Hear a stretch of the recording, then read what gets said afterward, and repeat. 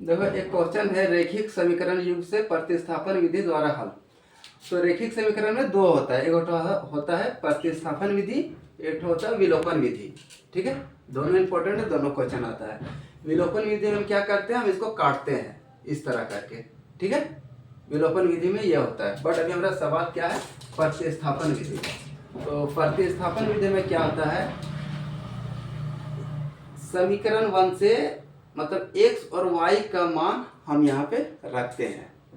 ठीक है, यही होता है प्रतिस्थापन विधि कि हम वैल्यू यहाँ रखते हैं, समझे, x और y का। चलो ठीक है, अब इसको देखो। और इस दोनों विधि में प्रतिस्थापन हो या विलोपन हो, हम x और y का मान निकालते हैं। देखो ये सवाल है, अब देखो इसको समीकरण 1 मान लो, इसको समीकरण 2 मान लो।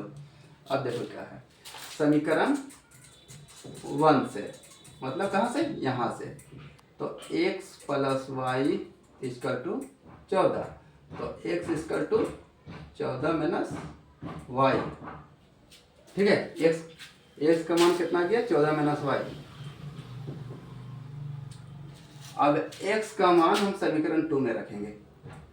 x का वैल्यू समीकरण 2 में रखने पर, समीकरण 2 क्या है, x minus y equal to 4। x का मान कितना आया, 14 माइनस वाई, यही ना आया। तो x का मान आया 14 माइनस वाई, तो 14 माइनस वाई, अब माइनस वाई है, माइनस वाई इक्वल टू 4। तो 14 minus y minus 2y equal to 4। अब देखो,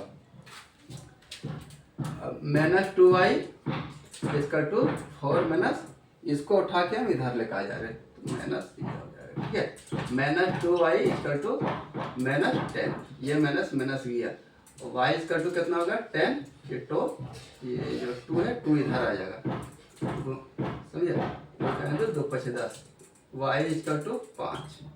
अब y का मान आप समीकरण 1 में रखिए, समीकरण 2 में रखिए, समीकरण 3 में रखिए, आंसर आ जाएगा।